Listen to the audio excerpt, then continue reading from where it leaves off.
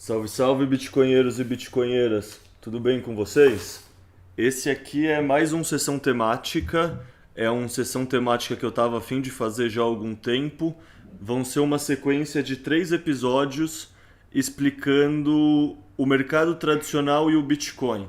Ou seja, a gente vai explorar por que eles enxergam o Bitcoin da maneira que eles enxergam, ou por que eles são míopes em relação ao Bitcoin, como é essa relação do institucional com o Bitcoin, ou mesmo pessoas físicas, que a gente vai falar também com pessoa física que está acostumado ao mercado tradicional, como ele enxerga o Bitcoin. E o interessante dessa sequência inteira, na minha opinião, vai ser mostrar justamente como existem assimetrias de informação e como o mercado tradicional ainda enxerga o Bitcoin. Então vai ser interessante marcar bem essa diferença de como a gente mais dentro da toca do coelho já enxerga para como eles que ainda estão começando enxergam. Hoje, que é o primeiro episódio, na verdade foi esse plebe bitcoinheiro que me abordou falando: Ô Leta, tudo bem? Acho o seu trabalho legal, estava a fim de conversar com você. Eu venho do mercado tradicional e acharia interessante trocar ideia.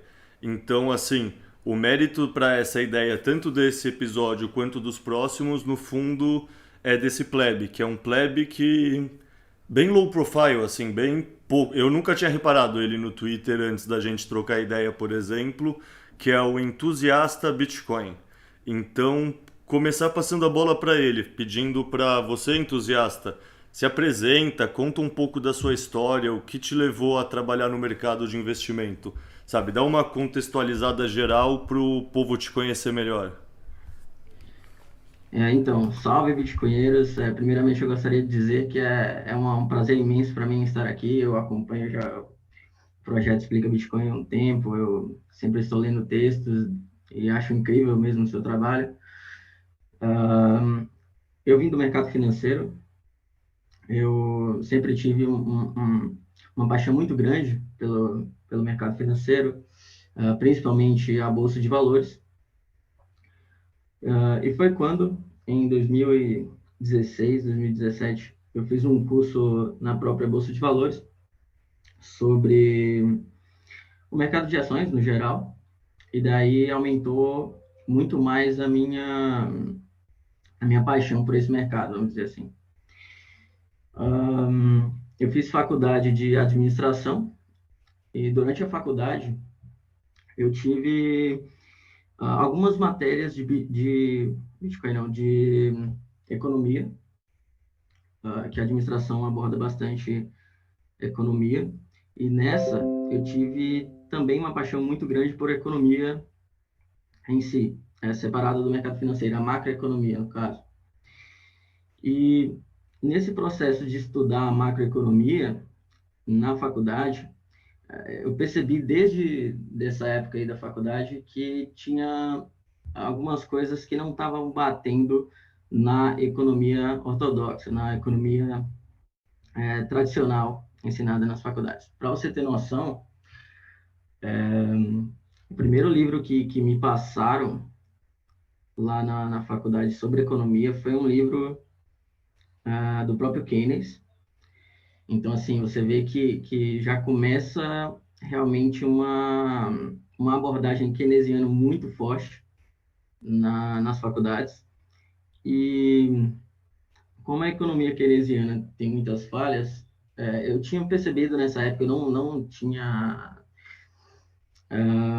uma noção muito grande de economia na época, eu estava iniciando meus estudos, mas eu já tinha percebido que existia algumas falhas nas quais eu tentei buscar a resposta dos próprios professores, e aí você via aqueles professores, né, com pós-graduação, normalmente nas universidades federais, mestrado e tudo mais, e eles respondiam de uma forma assim, vamos dizer, enrolando, não respondia de fato a pergunta. Eles inventam alguns motivos para não responder de fato às vezes, pergunta básica de economia, que não ficava claro na minha cabeça. Então, eu fui buscar uh, eu vi que não podia contar com os professores para entender mais, e eu fui buscar na internet, né? Foi a minha forma, assim, de tentar achar resposta para infinitas dúvidas que eu tinha. E foi aí que eu me bati com o Instituto Mises Brasil e achei artigos interessantes que respondiam muito das dúvidas que eu tinha na época sobre a economia. E também eles têm uma biblioteca lá muito interessante. E eu comprei vários livros dessa biblioteca, né, da Escola Austríaca de Economia. Foi aí que eu entrei e conheci a Escola Austríaca de Economia. E aí foi quando também toda a economia passou a fazer sentido. Para mim, começou a encaixar, sabe quando tem aquelas peças que estão todas desconexas e aí você começa a encaixar ela. Não, agora sim tem um sentido aqui. Foi assim que eu comecei entrando, né, na Toca do Coelho, da Escola Austríaca de Economia. Logo depois, eu fiz a prova da Ancord, né, que é para ser assessor de investimentos. Entrei para trabalhar com o mercado de investimentos. Deixa eu te interromper aí e E fazer uma pergunta. Ou seja, estudando a Escola Austríaca de Economia no Mises, mesmo assim você ainda estava direcionado para se tornar um assessor de investimento e trabalhar no mercado tradicional, porque você, mesmo com a escola austríaca, ainda não tinha enxergado o Bitcoin? Correto isso? sim, sim, correto, correto. Assim, eu conheci o Bitcoin em 2017. Então, assim, eu conheci o Bitcoin, mas faltavam alguns pontos para ser ligados aí entre a escola austríaca e o Bitcoin na minha cabeça. Uma das coisas que quando eu entendi, comecei a estudar a escola austríaca, que eu entendi foi o ciclo econômico que a escola austríaca explica, os ciclos de mercado, ok? Nesse ciclo de mercado, a escola austríaca explica muito bem, né, como eles controlando os juros causam bolhas constantes em períodos parecidos. Inclusive, eu entendi a crise de 29 daí, que é toda aquela história de que a crise de 29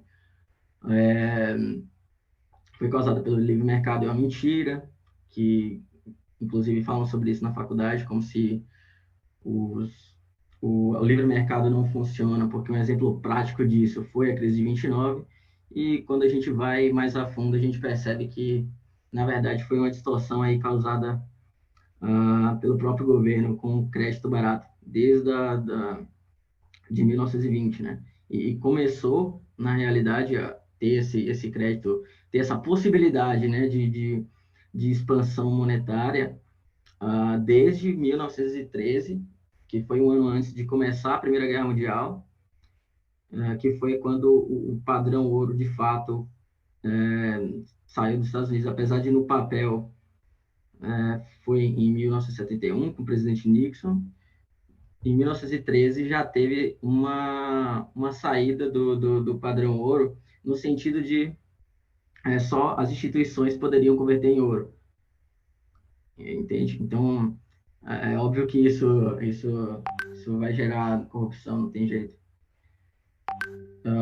E daí que, voltando agora à sua pergunta, eu não tinha entendido ainda o Bitcoin às vezes, por uma questão de definição das coisas.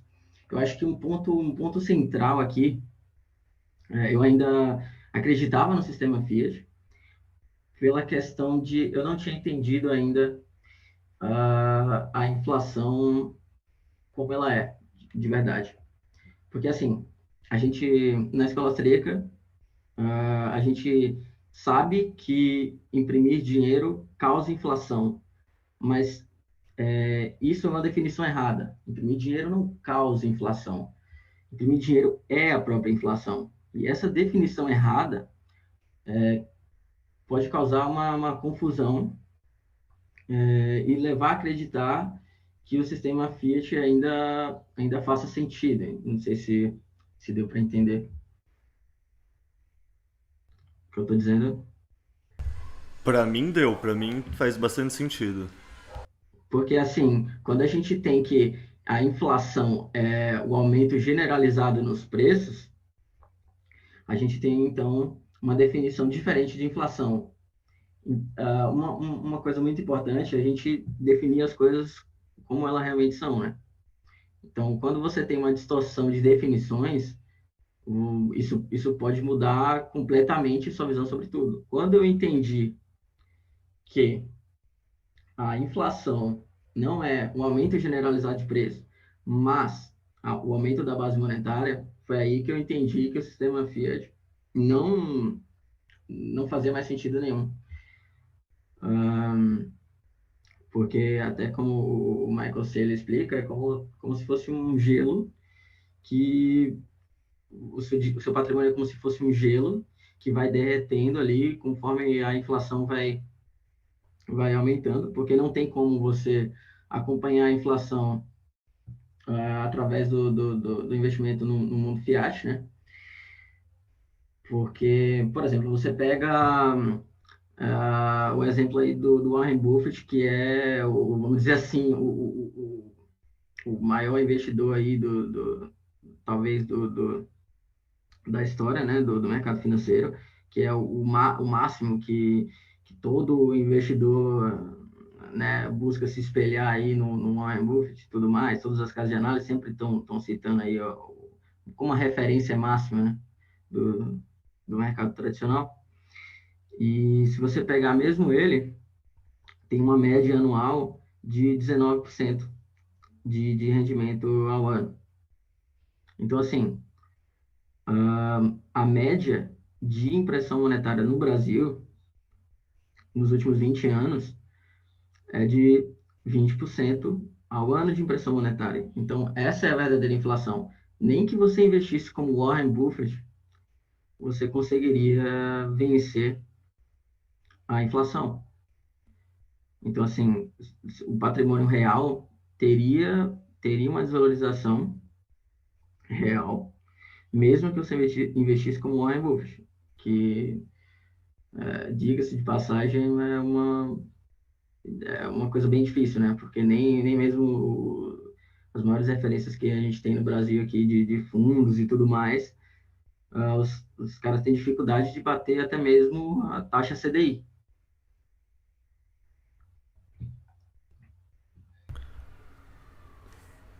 Não, perfeito.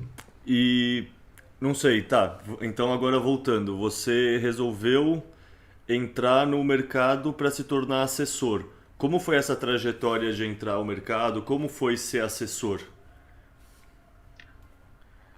Então, no início, é um pouco assim, eu acho que é um pouco maquiado do que realmente é, sabe?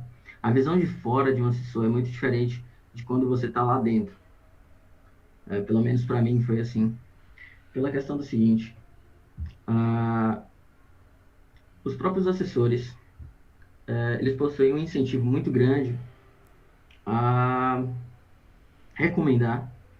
No caso, o assessor não faz recomendação, mas, assim, a meio que indicar ativos que são mais rentáveis para a corretora, porque eu não sei se você sabe, mas os assessores eles são remunerados através de uma percentagem, de uma porcentagem do que a corretora recebe. Então, assim, a corretora recebe, divide meio a meio com o escritório divide meio a meio com o assessor.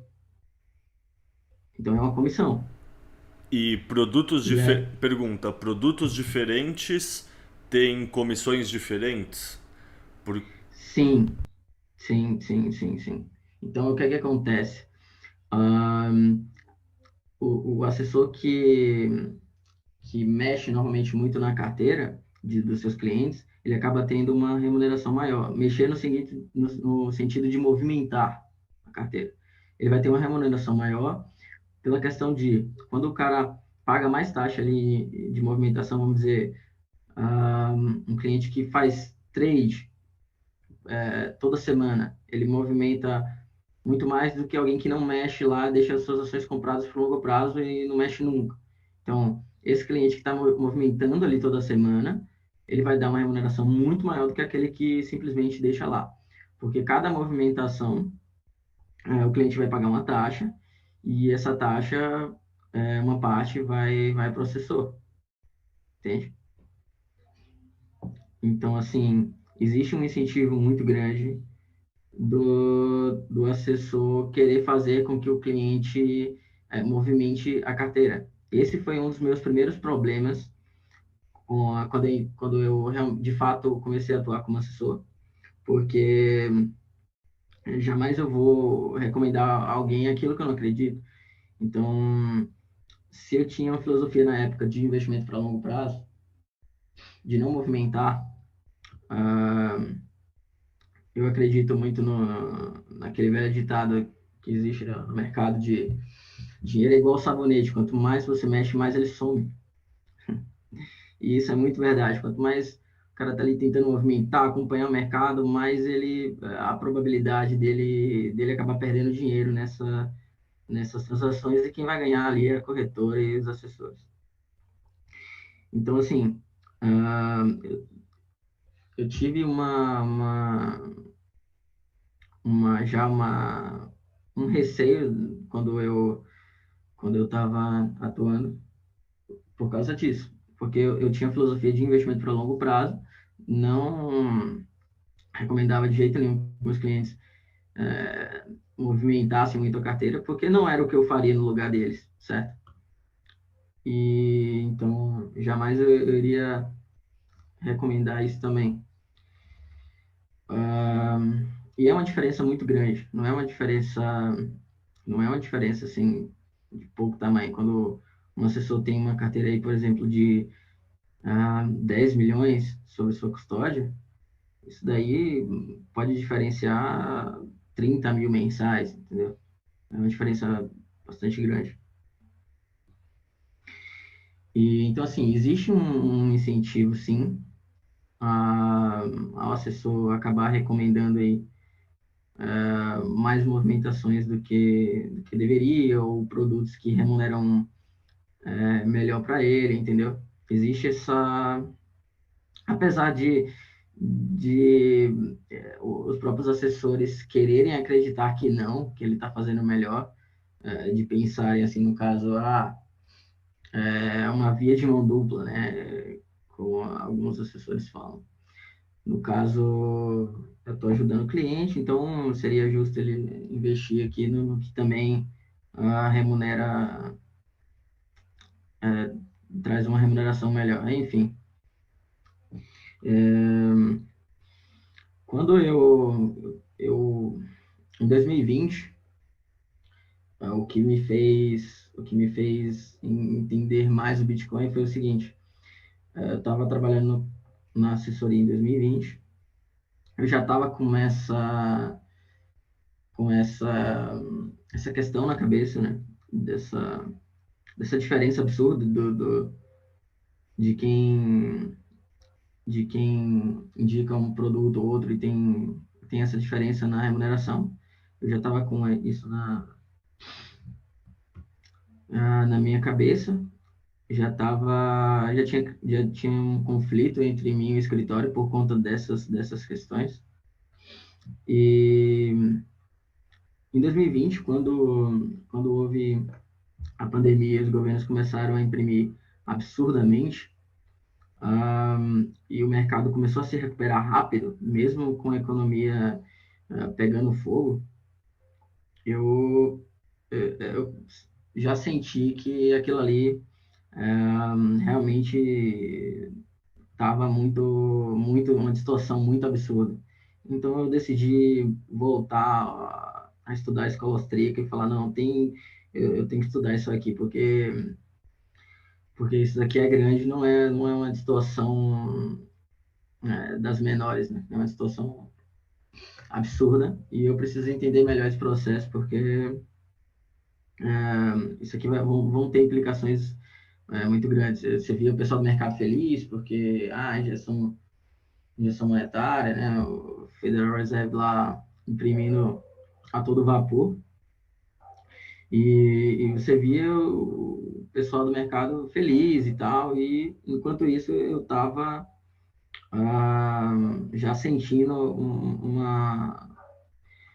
eu sabia que isso ia gerar consequências, mas não sabia o tamanho do buraco, vamos dizer assim, sabe? Porque eu já tinha estudado o ciclo econômico da escola austríaca, mas eu não sabia ainda o quão fundo isso poderia chegar, o quão isso poderia acarretar na economia. E aí foi nessa que eu entendi essa diferença que eu expliquei anteriormente sobre a inflação real e a inflação que o governo diz, né?